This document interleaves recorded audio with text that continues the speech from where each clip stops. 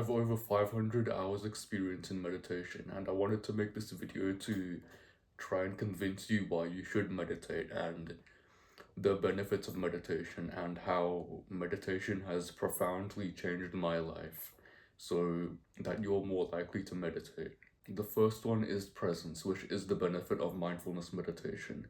You just become more present and have less thoughts and become mindful of those thoughts so that you can return your attention back to the present.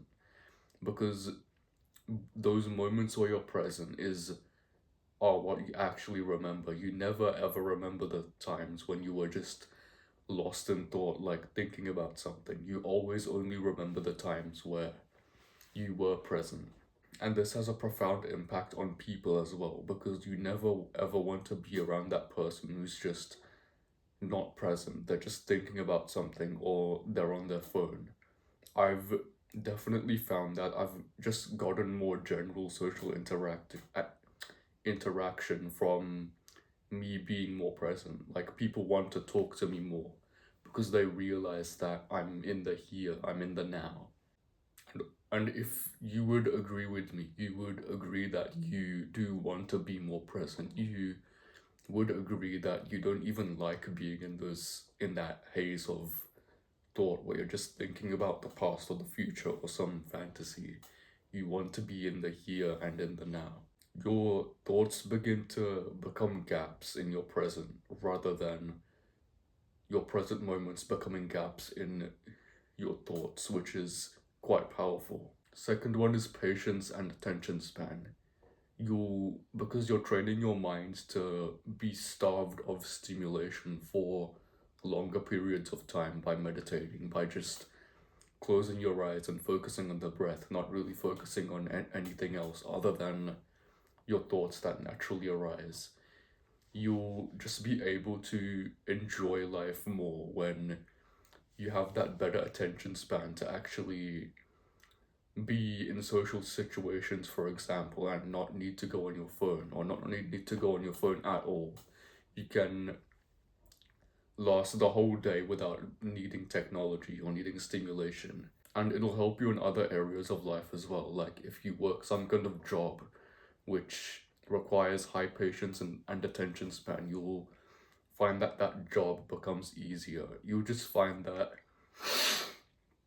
things become more tolerable and easier in life if you have that higher patience and attention span and that ability to just sit by yourself for longer periods of time. Point three is less cravings because you become more mindful. Mindfulness is literally just the ability to be observant of something, to be aware of something that's happening.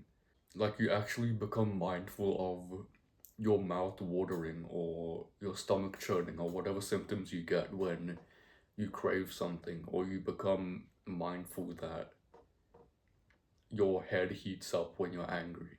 And you're probably thinking, why would I do mindfulness if I just have willpower? And yes, willpower is very powerful, but why not let both of them coexist to create even more power to eliminate your addictions and cravings? Next one is emotional intelligence, which is just your ability to be aware of symptoms that are happening in your body in regards to your emotions. Like if you feel sad or fearful, you'll be able to tell what that's trying to tell you about your life. That power and ability increases with meditation. Again, like I said, with mindfulness, you actually become aware of those symptoms of your or emotions, or aware of those sensations. Like I'm now able to actually tell if I'm doing something wrong by observing the emotions that it gives me. Like if I'm watching YouTube and I get like this mental fatigue because I'm watching too much, I know that's trying to tell me that maybe I should just stop watching so much YouTube. The final one is pain tolerance. My pain tolerance used to be bad. I remember that I couldn't even really lift weights because my pain tolerance was that bad. It was just too scary for me. This is profoundly impactful in your life because you can actually do those things which require a high pain tolerance without much failure because you're observing without judgment like you do with anything else while you're meditating. And it doesn't actually really take that many meditation sessions to get an increase in this because I remember when I first started meditating, I remember I used to be cooking and like hot oil would splash up and spill onto me, and that would be really painful. I could begin to deal with that and take that on only a couple meditation sessions in. That's how profound it is. Now, pain isn't even really that big of an issue for me. I can like run up a hill. My calves are absolutely burning, but I'm still able to push through that as compared to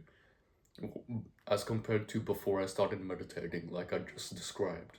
And it isn't just pain tolerance that's a symptom of your increase in your ability to observe without judgment. You'll be able to observe without judgment anything else that happens in your body or in your world or in your mind.